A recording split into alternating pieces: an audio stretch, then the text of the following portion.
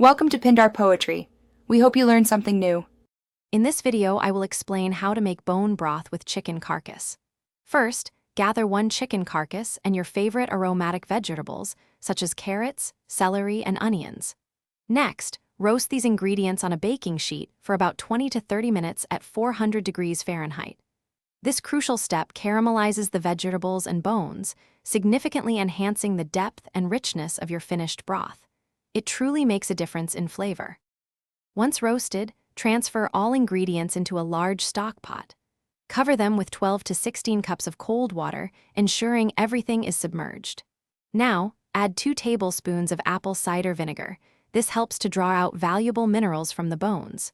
Don't forget to toss in some bay leaves, a teaspoon of whole peppercorns, and a few sprigs of fresh parsley for an aromatic boost.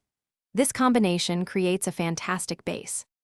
Bring your pot to a gentle simmer, then reduce the heat to low, ensuring it never boils vigorously. Let it cook for a long time, anywhere from 12 to 24 hours, to extract maximum nutrients and flavor. During this process, occasionally skim off any foam or impurities that rise to the surface to keep your broth clear. Once done, carefully strain the broth through a fine mesh sieve or cheesecloth into a clean bowl. After straining, let your delicious bone broth cool completely at room temperature before storing. You can then transfer it into airtight containers or jars. It will keep well in the refrigerator for up to 5 days, or you can freeze it for several months, making it perfect for meal prep.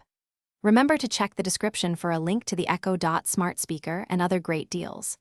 Enjoy your homemade, nutrient-rich broth in soups, stews, or simply on its own.